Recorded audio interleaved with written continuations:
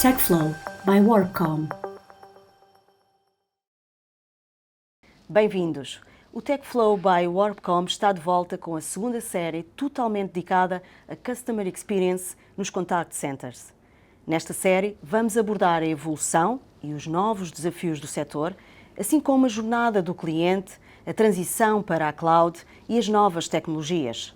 Segundo dados divulgados pela Google, a inteligência artificial foi o assunto mais pesquisado em 2022, em Portugal e no resto do mundo. Este tema tem muito que se lhe diga e é por isso que hoje vamos conversar sobre a sua importância nos contact centers e na experiência do cliente. Mas antes, não podemos avançar sem apresentar os nossos convidados. Márcia Machado, Senior Sales Executive da Genesys. Bem-vinda, Márcia. Obrigada pelo convite.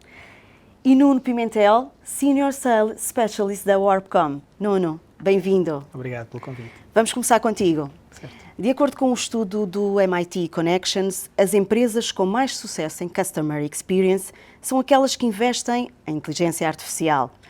Qual é que tu achas que é o impacto desta tecnologia para os contact centers?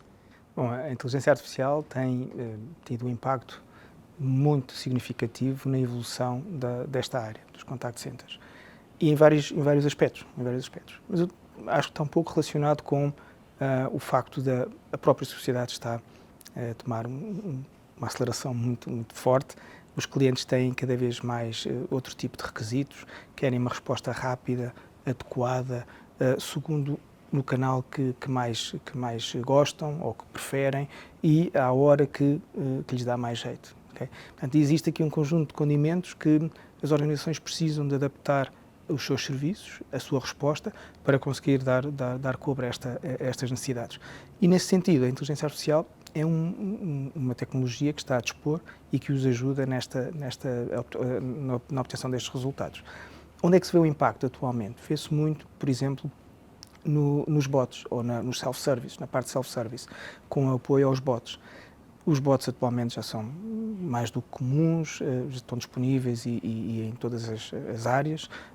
Já conseguimos ter bots informativos, transacionais, são cada vez mais elaborados e sofisticados, já trabalham com linguagem natural, já respondem a questões cada vez mais complexas e as respostas são cada vez mais precisas.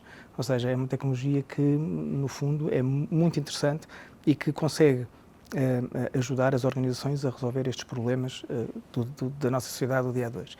Por outro lado, a inteligência artificial também tem uma vertente muito interessante na utilização interna, no apoio aos operadores, aos agentes.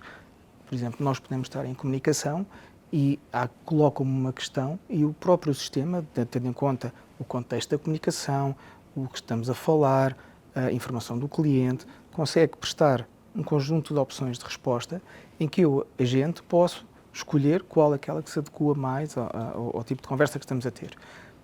Também há outra utilização na parte dos agentes, que também é muito interessante, que é no fecho das comunicações. Ou seja, quando termina uma comunicação, a interação não termina, ou seja, ainda há necessidade do operador, do agente, fazer todo o registro e classificação da chamada.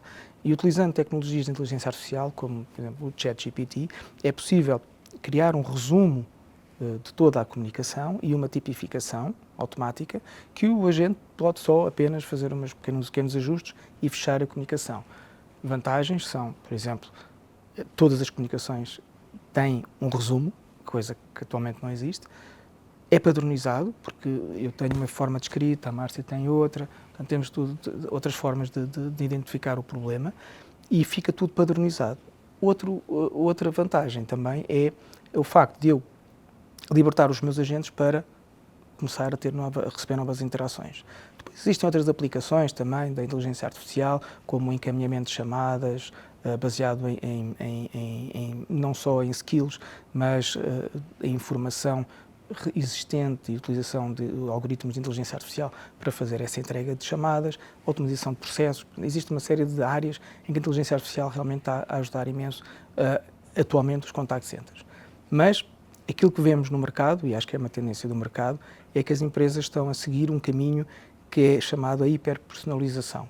O que é que isto significa? Significa que a organização disponibilizam um serviço que é altamente customizado e personalizado a cada cliente. Ou seja, nós três podemos ser clientes da mesma organização, ter o mesmo serviço, mas a nossa experiência de utilização e para lá chegar é completamente distinta e adaptada às nossas necessidades.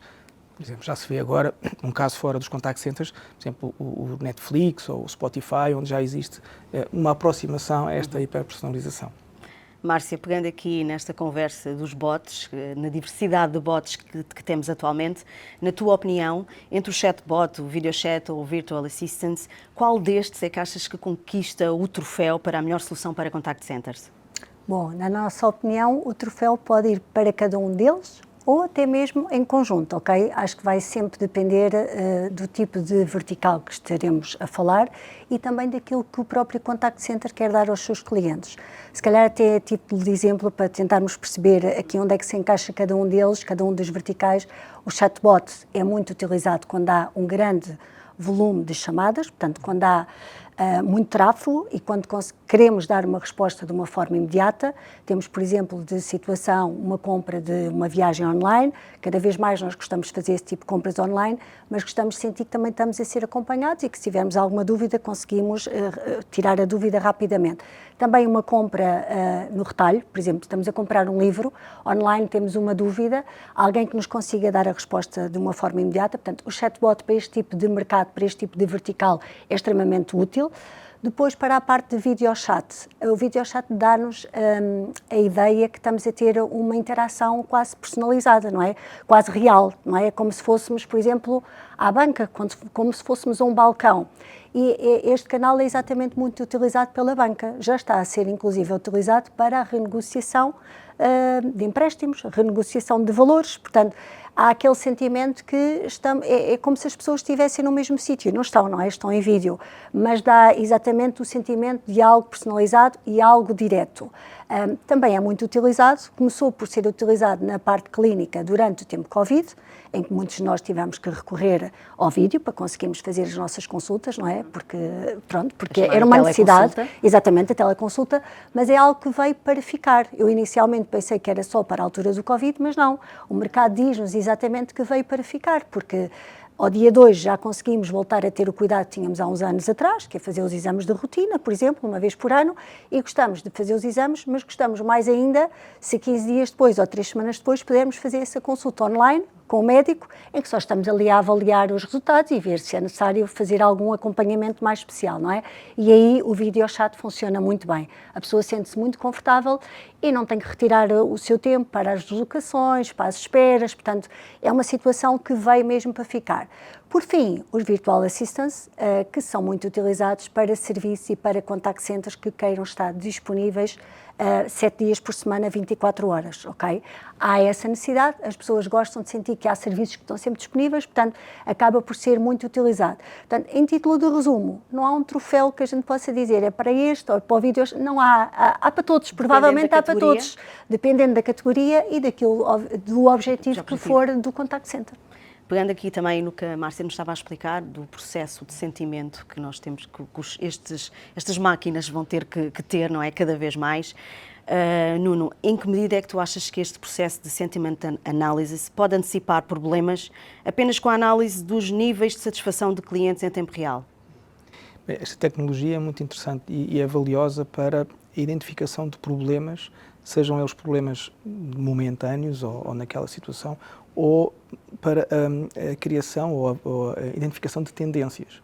Ou seja, eu posso ter um cliente que tem um problema pontual sobre uma questão concreta, mas posso também ter a análise de entender quais são as tendências que estão a acontecer. Essas tendências podem ser boas ou más, não há necessidade que seja tudo mau problema, mas a ideia é que eu consigo, através da análise do sentimento e da frustração ou qualquer sentimento que o cliente está a expressar, eu consigo identificar, primeiro, se é um problema que realmente precisa de uma ação rápida e imediata, e isso pode ser uma ação imediata chamando um supervisor ou propondo fazendo uma contraproposta, ou o que seja, ou perceber se é uma tendência que está a acontecer, por exemplo, um problema num produto nosso que começa a ser uma tendência aquele tipo de questão, e aí temos, a organização tem a vantagem de conseguir antecipadamente conseguir tentar resolver o problema para não, mais à frente não ter um conjunto de problemas no seu contact center e mesmo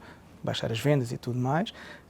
Pode também ajudar, estas tendências podem também ajudar a identificar necessidades de alteração dos próprios processos de atendimento, ou seja, eu estou a atender as interações de uma determinada forma e se calhar esta tendência mostra-me que não é o caminho, e se calhar tenho que alterar os meus processos.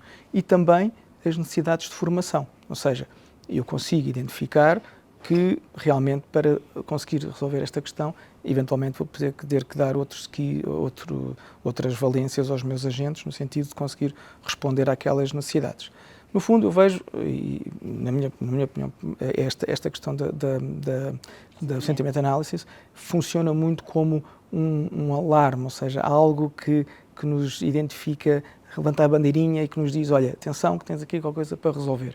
Pode ser uma coisa momentânea e pontual ou de longo prazo, mas não é uma tecnologia que resolva o problema em si, ok? É algo que ajuda a identificar, mas não a resolver. Para isso é necessário depois usar outras tecnologias e outras soluções e mesmo alteração de processos e formação de pessoas para conseguir contornar a questão. Márcia, já temos vários tipos de bots, temos este processo de sentiment analysis que estes bots têm, portanto, de que forma é que tu achas que a inteligência artificial pode ainda ajudar a evoluir mais com nos contact centers? A inteligência artificial veio mesmo para ajudar. Okay? É esse o sentimento de análise que nós fazemos ao mercado, é para ajudar. E ajuda numa série de atividades que nós podemos identificar num contact center. Por exemplo, através da personalização, nós conseguimos, através do histórico de compras de determinado cliente, ajuda-nos a prever o que é que o cliente poderá vir a comprar. Portanto, há aqui um histórico que nós conseguimos identificar e prever o que é que o cliente vai fazer, portanto, e personalizar de acordo com este histórico do cliente. Depois também, através da antecipação, nós na Genesys fazemos-lo através do Predictive Engagement, que é exatamente fazermos uma análise de dados e o histórico de interações deste cliente, ok? Portanto, fazemos com isto uma antecipação. Depois também automatização. A automatização leva exatamente a que as tarefas repetitivas sejam feitas pela inteligência artificial, deixando, obviamente, os agentes para a parte mais interessante, que são aquelas tarefas que são mais fora da caixa, não é? As repetitivas são feitas de uma forma repetitiva e aquilo que se quer é que a pessoa se sinta mais confortável e que sinta que é uma mais-valia no seu trabalho e que esteja ocupada de tarefas distintas e diferenciadoras. Portanto, esta parte é extremamente interessante, não só para o cliente final, mas também para o próprio agente, sentir-se importante, sentir-se como uma mais-valia. Por fim, e não menos importante, a análise de sentimento. Conseguimos fazer a análise de sentimento com a inteligência artificial. Nós utilizamos a ferramenta da Genesys de Predictive Routing e é exatamente através do tom de voz, do tipo de interações que o cliente faz, prevermos como é que o cliente está. Ora, se o agente tiver uma noção de qual é o sentimento com que o cliente está, é muito mais fácil a interação. Se nós, de certa forma, antevirmos que o cliente está mais nervoso ou está confortável, nós vamos agir de uma forma totalmente diferente. Portanto, acaba por dar também uma ferramenta de trabalho muito interessante para o próprio agente. Está muito mais preparado para aquilo que possa surgir. Portanto, em resumo, a inteligência artificial veio somente para ajudar. Nuno, pegando nisto, veio para ajudar. Certo. Veio para ajudar. Sim, sem dúvida. Mas temos aqui uma coisa que temos que falar que tem a ver com a segurança, não é? Portanto, todos estes bots, as pessoas acabam por dar muita informação pessoal delas próprias, não é? Portanto, neste tema, continuam as organizações a garantir a segurança dos dados quando recorrem à inteligência artificial para os contact centers? Uma boa pergunta e devia de ser um dever e uma obrigação das organizações conseguir dar essa segurança. Se bem que é impossível dar a segurança 100% em relação à segurança eletrónica. Agora, eu acho que é importante que as organizações estejam preparadas, quando querem entrar na inteligência artificial, estejam preparadas e que desenvolvam políticas, diretrizes e programas de segurança de dados. Porquê? Porque com a inteligência artificial existe a recolha, existe o armazenamento e o processamento de grandes quantidades de dados dos clientes.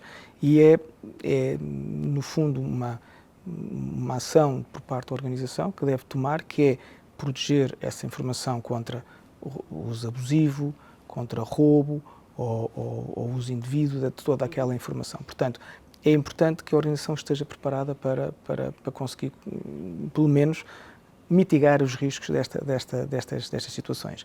Agora, como é que isso é possível? É possível, obviamente, que a organização precisa de criar, primeiro, um plano de segurança, portanto, definir um plano de segurança, onde vai definir as políticas e todas as regras, seja na recolha de informação, no armazenamento e na utilização dos dados. Estas regras e diretrizes devem ser conhecidas tanto internamente como nos clientes, portanto, deve ser do conhecimento de todos quais são as regras que estão a jogar, okay? Isto é fundamental. Segundo, a organização deve sempre limitar o acesso a esses dados, ou seja, os dados só podem ser acedidos dentro de um determinado serviço, para um determinado grupo de pessoas e só um determinado período de tempo, okay? E nada mais. Okay? Deve também sempre monitorizar e auditar, sempre que possível e o mais possível, as suas práticas de segurança, no fundo para perceber se estão conforme as diretrizes e os planos de segurança que foram definidos. Isto é fundamental, se há algum desvio ou não. Deve também manter-se sempre atualizado, porque nesta questão da segurança existe sempre, todos os dias surgem ameaças novas e por isso é necessário que as organizações estejam atualizadas no sentido de conseguir depois preparar todas as suas infraestruturas para mitigar este risco novo que acontece. Por fim, há um outro ponto que é importante e que não está 100% ligado às organizações, que são as fontes de informação. Ou seja, há que garantir que as fontes de organização de informação são fidedignas, que as organizações têm permissões para aceder a esses dados e que não existe informação maliciosa ali no meio. Okay? Isto é fundamental. Estes pontos todos, isto é importante e acho que as organizações devem seguir estas práticas, estas boas práticas, mas obviamente não vai mitigar a 100% o risco da utilização da inteligência artificial e há sempre riscos de fuga de dados e tudo mais. Mas pelo menos tenta-se. E pelo menos mitiga-se ao máximo esse risco. Sim, cada vez mais, essa é uma preocupação constante de todas as empresas. Deveria de ser, sim. Deveria de ser. Márcia, já falámos de sentiment analysis, já falámos de bots, agora vamos falar um bocadinho da outra parte, dos colaboradores. Muitos dos colaboradores de contact center, isso é sabido, correm risco de burnout, por causa dos fluxos de trabalho, mas também dos processos que são extremamente repetitivos, monótonos e também das tomadas de decisão que têm que ter muitas vezes, sem ter às vezes alguma rede que os ajude. Será que a inteligência artificial chegou para reestruturar os modelos de trabalho ou substituir os colaboradores? Para reestruturar os modelos de trabalho, diria que sim, porque veio para ajudar, não é? Vamos aqui mudar algo que não era feito há uns anos atrás. Tirar estas tomadas, exatamente, esta carga toda, não é? Retirar um bocadinho a carga destas pessoas, sim. Substituir as pessoas, claramente que não. É exatamente o oposto. A ideia é ajudar essas pessoas, ajudar a que as pessoas estejam mais confortáveis a trabalhar. O sentimento é exatamente o oposto a um burnout. É que as pessoas se sintam mais confortáveis, que não sintam tanto stress, que sintam mais calma, que sintam que as tarefas repetitivas vão ser tratadas de outra forma e que elas estão para estar a trabalhar de uma forma mais calma e de uma forma diferenciadora. Portanto, eu diria que os modelos de trabalho, claramente sim, tivemos que nos adaptar todos, não é? Há uns anos atrás ninguém falava nisto, não é? Exatamente. Falava-se, mas muito distante. Ao dia de hoje é uma realidade, mas nunca para substituir as pessoas, nunca. Nós jamais pensaremos em substituir as pessoas. Eu também sou uma pessoa e também quero trabalhar, portanto, substituir as pessoas não, ajudar as pessoas sim. Sim. Nuno, qual é a tua opinião relativamente a este assunto também? A minha opinião, eu concordo com a Márcia, no entanto, só gostava de fazer aqui um ponto que acho que é importante, que é, à medida que temos estes sistemas automáticos e passamos estas interações que são mais rotineiras e repetitivas para os sistemas automáticos, os agentes ficam com a carga, podem ficar com menos interações, mas são interações com uma carga emocional muito forte, porque geralmente são reclamações ou são questões mais críticas e é preciso que as organizações, nesta reestruturação organizacional, tenham em conta este tipo de problemas. Não há burnout no sentido de fazer muitas coisas, mas há o burnout de ter situações de de extremo emocional. Portanto, é necessário ter algum cuidado com estas situações. E para isso, no meu ponto de vista, acho que é importante que as organizações complementem a parte de inteligência artificial com outro tipo de medidas de apoio aos agentes, por exemplo, a criação de programas de bem-estar e saúde mental. Acho que isto é fundamental, especialmente porque os agentes têm cada vez mais situações complexas para resolver, isso é interessante. Ter modelos de trabalho mais híbridos e diferenciados, também isso é importante, que é menos uma carga que colocamos sobre o trabalho dos agentes. No fundo, acho que ter estas ferramentas ajudará e muito é que a situação de burnout seja reduzida e seja evitada. Só que complementando o que o Nuno está a dizer, por isso é que aquilo que falámos há bocadinho da análise de sentimento é muito importante, não é? Porque na realidade acaba por preparar o próprio agente, quando começa a conversar com alguém, seja em que meio for, está preparado para perceber que tipo de interação é que vai ter do lado do cliente, não é? É verdade, é verdade. Bem, e chegamos ao fim. Nuno, obrigada, Márcia também, pelos vossos preciosos inputs. Hoje conversámos sobre a inteligência artificial, que já está a transformar a comunicação e a interação com os próprios clientes, o seu potencial e também, em particular, a área de Customer Experience. Quero agradecer mais uma vez a presença da Márcia e do Nuno neste podcast. Muito obrigado a quem nos esteve a ver. Voltamos em breve. Não se esqueçam, podem ver-nos nas redes sociais, no Spotify ou no YouTube.